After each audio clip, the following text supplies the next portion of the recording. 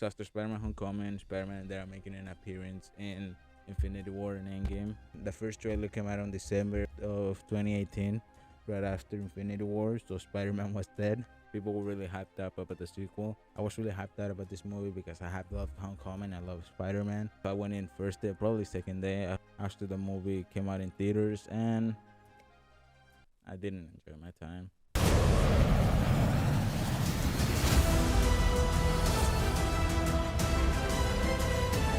I think it's a fine movie by itself. I don't think it's a good Spider-Man movie. It doesn't feel like a Spider-Man movie. I've seen it 3 times ever since the movie came out, and I just don't like it. There's gotta be someone else you can use. What about Thor?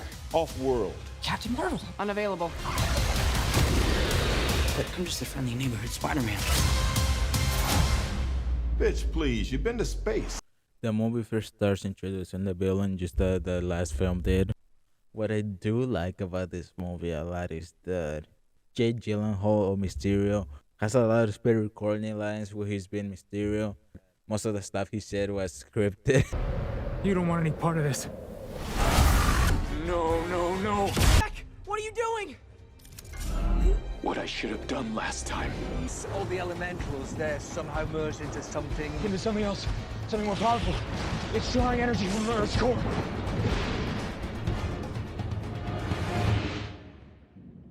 See, now that's some bullshit. So yeah, I'm just gonna go to the movie. I'm gonna explain all the things that I like and dislike about the movie.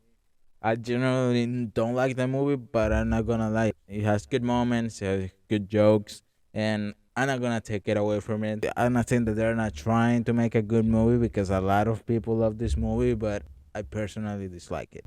So when we finally get to see Peter, we learn that he's planning a vacation to Europe with Ned. Even though they like this movie, you gotta give it to them because they try to do something different. Every single other Spider-Man movie takes place in New York, but they were trying to do things differently, to differentiate this Peter from the other Spider-Man. So they literally you send them on a road trip to Europe, and even though I'm not very fond of it, there's like very beautiful locations. There's just like very good-looking sceneries in this movie, like where fights take place, which they wouldn't happen in New York. Peter goes on the trip, and he really doesn't want to be Spider-Man anymore, which is it's very different from what he wanted the last movie. But I understand. He just wanted to be an Avengers. He wanted to move on from fighting street-level crime, and he wanted to go on to bigger things. And when he got the opportunity to do that, he declined it. He decided to stick around the neighborhood and help out. And Infinity War and Endgame finally got the chance to fight in the Avengers level threat that he was looking for. It was pretty cool to see. He handled himself in front of all of those fights, but like if you really think about it, it must be really traumatizing for a kid. He realized that that's not really what he wanted. He's a little traumatized from the situation after all the things that happened and him dying and disappearing and losing Tony Stark. We watched like a father figure, a mentor to him.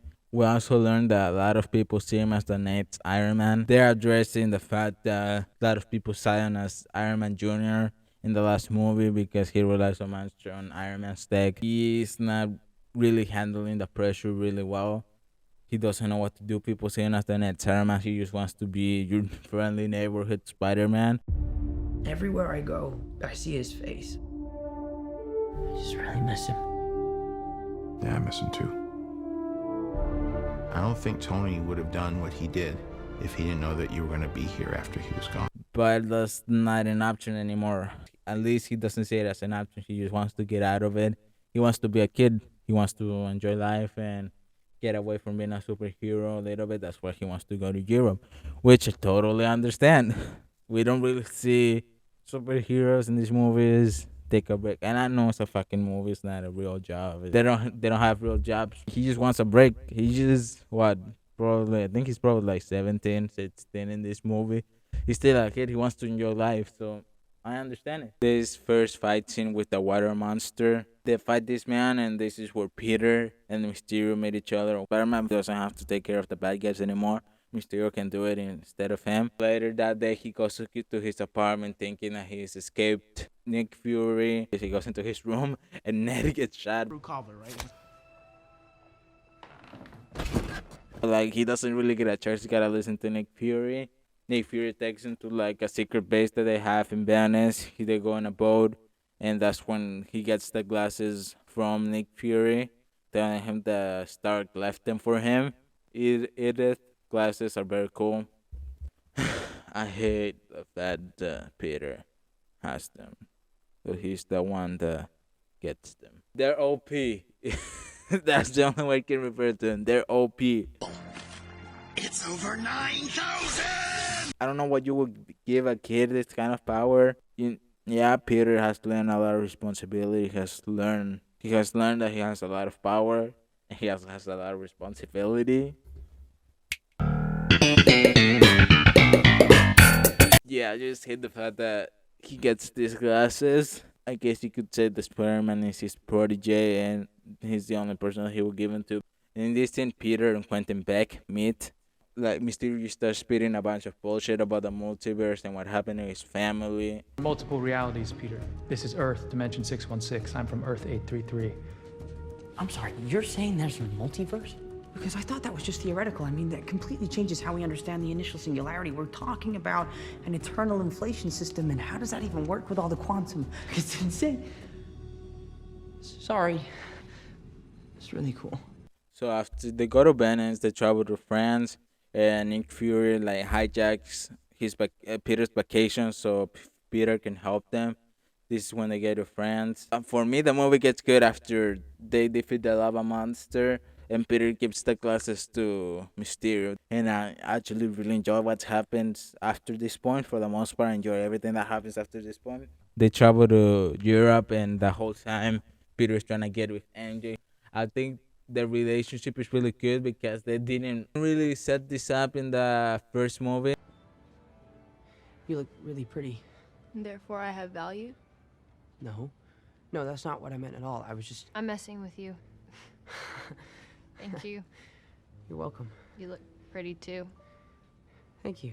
She reveals in the last movie at the end that she goes by MJ, so that lets you know what character she is. She's not Mary Jane, but she's MJ, so you know what it's supposed to represent. Since we didn't see that kind of relationship in the first movie, I think it's really cute that they developed their relationship throughout this movie. They spend this whole movie with Peter and you having these little moments which are really cute and develop the relationship even further. So by the end of the film, they end up being boyfriend and girlfriend. So I just gonna speed run through this. Peter and Mysterio fight the lava monster. Mysterio ends up fooling Peter into giving him the glasses. I thought it was really cool that they built him as this really charming and charismatic guy.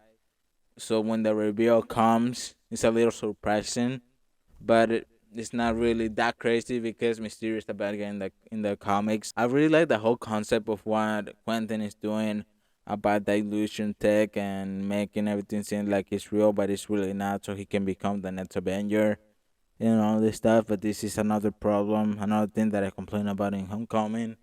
Mysterio and all his team are not Spider-Man villains.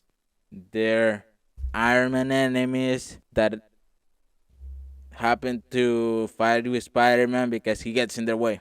They had to get close to Peter because I guess one of the ladies knew that he was gonna get the glasses. Before, when Quentin gets the glasses, he reveals his whole plan and he realizes that he has to kill Spider-Man because he'll get in the way of his plans. This is when the movie gets really good for me.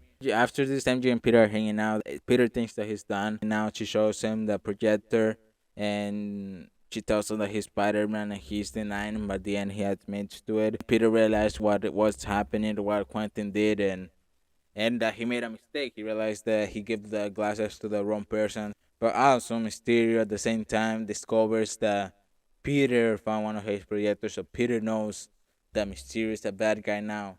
And he decides that he has to kill him now. This leads to one of the best Spider-Man scenes in any movie ever. Like any Spider-Man movie ever. Peter?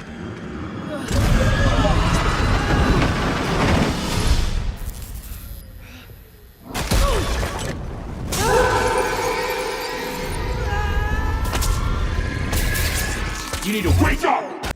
Which is the illusion scene with Mysterio. This scene is so good. Not only he messes with Peter physically, he fucks with him mentally. That's probably the best way that you can get to him. The best way that you can get to anybody when you start fucking with their head. Spider-Man ends up getting his ass kicked. He gets run over by a train and taken to Switzerland, I think. He goes happy. Happy comes and pick him up. Scared, he's really paranoid. He doesn't know what's real. He's scared because he realizes that he fucked up. Realizes that Happy is actually him. That is not an illusion. He goes and give him a hug because he really needs a hug at that moment.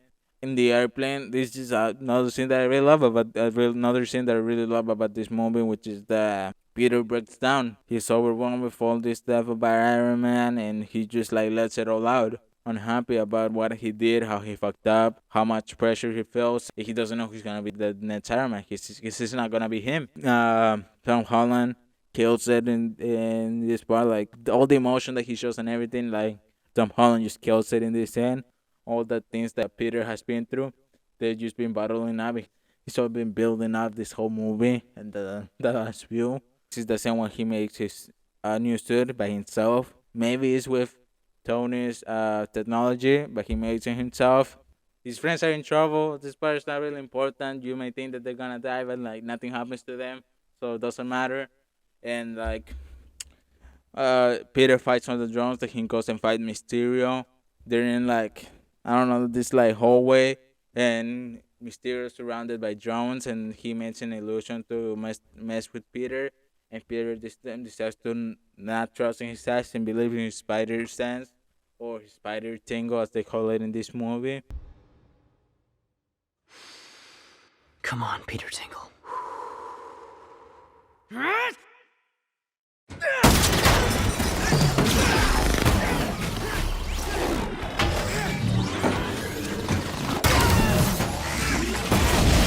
And before he dies, he delivers a very like chilling line. Like it gives me goosebumps every time I hear it. Run the clip. You'll see, Peter. People need to believe. And nowadays, they'll believe anything. And this movie ends with Peter reveals that he's Spider-Man. And this is what's gonna lead to the next movie, which I'm watching tomorrow. Today's Friday. I finally get to watch No Way Home tomorrow. I'm really fucking excited. And yeah, it is a good Spider-Man movie. Honestly, I don't think this is a good Spider-Man movie. It doesn't feel like a Spider-Man movie for me. The first half of the film, it only starts feeling like a Spider-Man movie once Peter finds out that Mysterio is the bad guy. That's when the movie gets really good for me. Uh,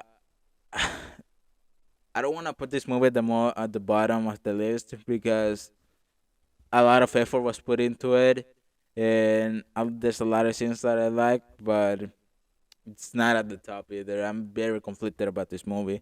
There's things that I really love about it, and there's just things that I really hate, just like the first half of the movie. I just don't enjoy it.